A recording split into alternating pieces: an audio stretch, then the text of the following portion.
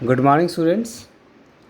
Up to now, we have discussed about different food crops, and we have also discussed in the last video non-food crops of India like rubber, fiber crops like cotton, jute, silk. Okay, and we have also discussed like jute. Now, in this video, we'll try to focus on the technological and institutional reforms and what was the impact of such reforms in India. We have also seen that you must have heard about the green revolution, white revolution. So these all are very important for you. तो हम लोग start करते हैं technological and institutional reforms. So students, technological plus institutional reforms में आपको सबसे पहले जानना है कि रीज़न क्या था, क्यों इन रिफॉर्म्स को लाया गया, इसका रीज़न क्या था. क्यों रीज़न जानना बहुत ज़रूरी है. तो पहला तो आपको रीज़न ये है कि हमारे पास जो टेक्नोलॉजी थी वो ओल्ड एज वाली थी, ओल्ड एज टेक्नोलॉजी. ये सभी स्टूडेंट्स इस बात को मानते होंगे कि कहीं ना कहीं हम एग्रीकल्चर में काफ़ी पीछे छूट गए थे, क्योंकि ब्रिटिशर्स जब यहाँ पर थे उन्होंने बिल्कुल ही ध्यान नहीं दिया. They did care only about their income revenue. They never thought to improve the agriculture in India. तो पहला तो हमारी ओल्ड एज टेक्नोलॉजी. दूसरा, शायद आपको पता भी होगा, हमारी डिपेंडेंस जो थी, डिपेंडेंस ऑन मानसून, ये काफ़ी ज़्यादा थी.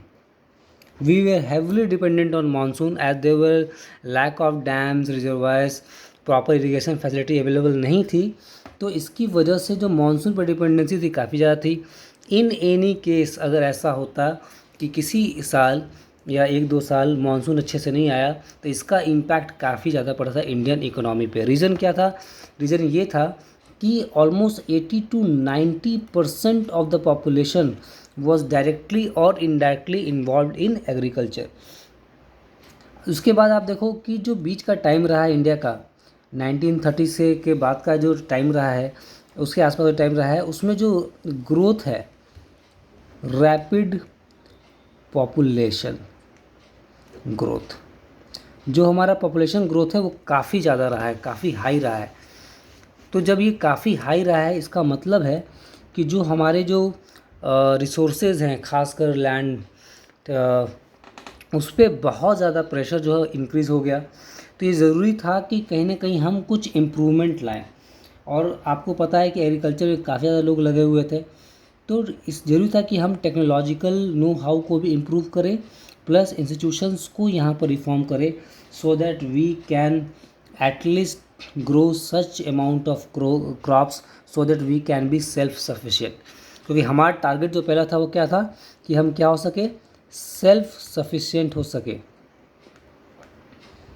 Self in what, in terms of food grain production में हम सेल्फ सफिशिएंट हो सके. बिकॉज इतने बड़े पॉपुलेशन को फीड करना एक बहुत बड़ा चैलेंज होता है किसी भी गवर्नमेंट के लिए.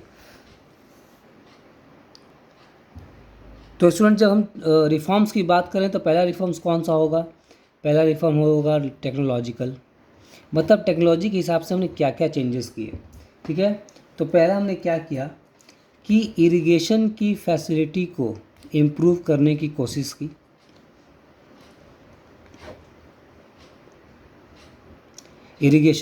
इरिगेशन में न्यू टेक्निक्स को हमने अपनाने की कोशिश की, सो दैट जो वाटर एबिलिटी है, जो कंजप्शन करते हैं वो कम से कम हो सके. सो इरिगेशन को इम्प्रूव करने की कोशिश की गई. सेकेंड, कुछ ऐसे मशीन्स जो काफ़ी इम्पॉर्टेंट, जैसे ट्रैक्टर्स को लाया गया. उसके बाद आयरन प्लो को लाया गया, क्योंकि हमारे जो ट्रेडिशनल मेथड था वो उससे हम करते थे बिल्कुल. ये सारा हो गया. इसके बाद आपको पता है किसी भी बिज़नेस को, ट्रेड को या फिर इकोनॉमी को इम्प्रूव करने के लिए आपको कम्युनिकेशन बहुत इम्पॉर्टेंट है, क्योंकि ये आपका बहुत टाइम सेव करता है, प्लस ये आपको एडुकेट इन्फॉर्मेशन प्रोवाइड करता है, जिसके हेल्प से आप बहुत चीज़ों को इम्प्रूव कर पाते हैं. सो कम्युनिकेशन भी इम्प्रूव किया गया, प्लस इंडिया में जो रोड्स हैं उनको इम्प्रूव किया गया, जिससे जो रॉ मटेरियल है या जो ऐसे क्रॉप्स हैं जो बहुत जल्दी जो ख़राब हो जाते हैं उनको स्टोर करने में या मार्केट तक पहुंचाने में काफ़ी हेल्प पहुंचा. तो ये भी एक अच्छा फैक्टर था इंडिया में एग्रीकल्चर को इम्प्रूव करने में।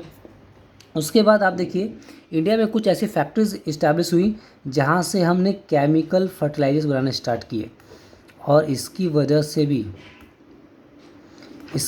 से भी हमारा जो इम्प्रूवमेंट है वो काफ़ी ज़्यादा हुआ है।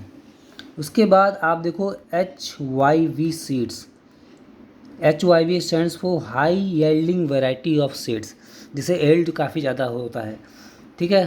तो ये सीड्स का इस्तेमाल होने लगा। इसके बाद आपको मैंने लास्ट में बताया, जो आप कई बार पढ़ चुके हो, green plus white revolution. This two names, ये नेम हमेशा आपको आएंगे जब जब एग्रीकल्चर की बात होगी। वाइट रिवॉल्यूशन था किसके लिए? मिल्क प्रोडक्ट्स के लिए था, और ये ग्रीन जो रिवॉल्यूशन था हमारे फूड ग्रेन्स के लिए था। इन दोनों के बाद इंडिया एक सेल्फ सफिशिएंट नेशन बन गया, हमारे पास सरप्लस प्रोडक्शन होने लगा, और now we are the leading exporter of various things. तो ये एक बहुत ही अच्छा रिफॉर्म रहा है जिसने it pave the way to become India self sufficient nation in the terms of food grain production and milk production also. तो it was your technological advancement और द टेक्नोलॉजिकल रिफॉर्म्स। रीजन मैंने आपको बताया, और क्या क्या टेक्नोलॉजिकल रिफॉर्म्स हुए हैं वो भी हम लोग सीख लिए। अब हम लोग फोकस करेंगे इंस्टीट्यूशनल रिफॉर्म्स की ओर। अगर स्टूडेंट्स हम लोग बात करें इंस्टीट्यूशनल रिफॉर्म्स की, तो पहला आप देखो इसमें क्या चेंजेस आया, वो आया लैंड रिफॉर्म्स। इंडिया में ज़मीन को लेकर जो प्रॉब्लम्स थे उसको इम्प्रूव करने की कोशिश की गई। बहुत सारे ऐसे गरीब किसान पीजेंट्स जिनके पास जिनको ज़मीन नहीं है, उनको कोशिश की गई कि कुछ ज़मीन के पट्टे दिए जाए। जिनके पास बहुत ज़्यादा ज़मीन थी उनसे लिए भी गए। लेकिन ये जो लैंड रिफॉर्म्स है, इसको अगर डीपली आप पढ़ेंगे तो पता चलेगा लैंड रिफॉर्म्स इंडिया में सक्सेसफुल नहीं थे। कुछ ऐसे स्टेट्स है जहाँ सक्सेसफुल हुए, लेकिन आपको पता है कि लैंड रिफॉर्म्स डायरेक्टली रिलेटेड था किससे? ज़मींदार से, लैंडलॉर्ड से। And they were in the part of they were part of the government in various states और provinces, इसलिए वहाँ पर वो प्रॉपरली इसको इम्प्लीमेंट नहीं किया जा सका। इसके बाद आप देखोगे कि जो चेंजेस आया वो आया रेडियो और टीवी के आने के बाद। रेडियो और टीवी जब आ गए तो यहाँ पर रेडियो प्लस टीवी में प्रोग्राम्स होने लगे। आपको पता है किसान चैनल्स है जहाँ पर डिस्कस करते थे किसान, तो बहुत से प्रॉब्लम्स को रिजॉल्व करना, उनको सही से अवेयर करना, जानकारी देना पॉसिबल हो पाया, जिसकी वजह से ये रिफॉर्म्स काफ़ी हेल्पफुल हुए।